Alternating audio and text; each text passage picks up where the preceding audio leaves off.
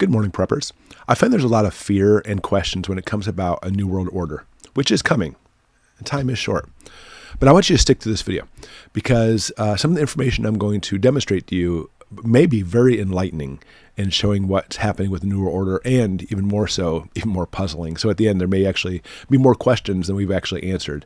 But the whole thing has this like air of mystery around it. And that's what I want to differentiate, this mystery compared to what in reality is actually happening. But the New World Order is actually based on what's called the war cycle. It's also called the big cycle or the world order cycle. And a lot of this actually came from an author named Ray Dalio. And I'll put a link to this book in the description below in case you want to pick it up. It's excellent. But the book explains, and the whole understanding explains how basically countries reign at the top of the world economy. And of course, right now, the United States is at the top. But we're going to show a very unique perspective of something different in how this works, and something I see that a lot of people don't, including Ray Dalio may not have considered this. But what we see when it comes to the war cycle, before I actually show you my perspective, let's go ahead and explain how this works. There's major stages that take place over and over again when it comes to countries reigning at the top. It usually starts off with, in fact, pretty much always, a major war. Then the country will go through peace, prosperity, and productivity. It just does really well. Over time, because of that, they'll develop a financial bubble and a big wealth gap. Then, just naturally, a financial bust and economic downturn. The country, trying to retain its glory, will go through printing money and credit. And all of this leads to revolutions and wars. Finally, debt and political restructuring. And then we're back at the beginning again with another major war. And sure enough, the United States is experiencing this stage right now. But the United States is not the first to experience this. Far from it. Before the U.S., Britain. The U.S. dethroned Britain. Before Britain, the Dutch. Britain dethroned the Dutch. And it goes back throughout history for hundreds and hundreds of years. To understand, let's use the U.S. since it's currently the top of the New World Order. World War II, after the U.S. became the economic world leader. In understanding the situation, the United States developed our world currency, and even still today, the dollar reigns supreme in the world, even though, again, that's changing. We had incredible prosperity. We led the world. Technology, innovation, finance, capitalism. It was America's heyday. Financial bubbles developed and a wealth gap widened.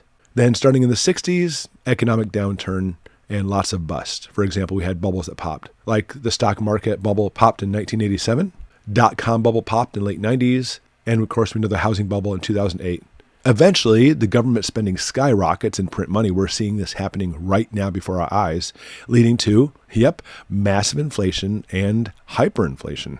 Because of all this, people lose faith in the government, revolutions pop up, unrest develops. Eventually, everything collapses, and now there's going to be a new restructuring of the country and a new world order, and it can take place with or without the war at this point, although it's typically with the war. We often find these two coincide.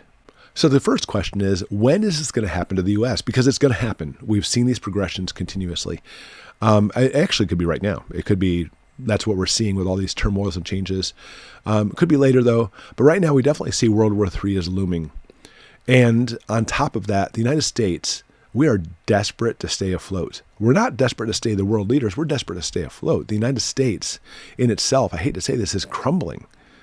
And it's simply just inviting somebody else to take over as a new world order.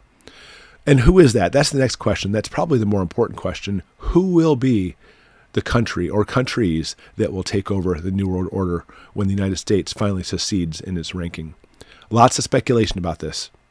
Some say China, and there is a lot of evidence that points that way. The way they are booming right now, excellent chance that's going to be the case. Some say Russia. Personally, I'm doubtful about this. Could be possibly something new, a conglomerate with Russia and China, like BRICS, for example. Brazil, Russia, India, China, and South Africa, and other countries joining in. Now, here's where the speculation truly kicks in. And I'm not saying it's not founded also. But of course, the United States and around the world, the different types of Federal Reserve banks, or the reserve banks for those countries, are developing digital currency. And we could be leading into, instead of simply just a new world order of country ranking, a one world government. And that's actually probably the most sought after idea there is, because it's not simply just somebody like China taking over for the United States, But now some type of nefarious organization through the WEF and even actually linked to the United Nations under this control. And I am certainly not saying that's not going to happen. It very well might. But if it does, and here's the key, if it does, it's going to be something different. We haven't seen this before because we've always had certain countries taking over time after time after time. This could be leading to a one world government, which is something new. Doesn't typically follow the normal war cycle. But either way, it is coming. This new world order is coming. It's just a matter of when and who will take over. But either way, I would love to get your input about this whole thing. Are we heading into New World Order now? Or is it going to be a little bit later? Who do you think is going to take over for that? Because again, a lot of speculation out there. And if so, provide some evidence as far as where you got that from. Tell me your thoughts. Put them in the comments below. Either way, we're Goshen prepping. And there are times coming that are going to be very difficult as this transition does occur. So let's keep prepping.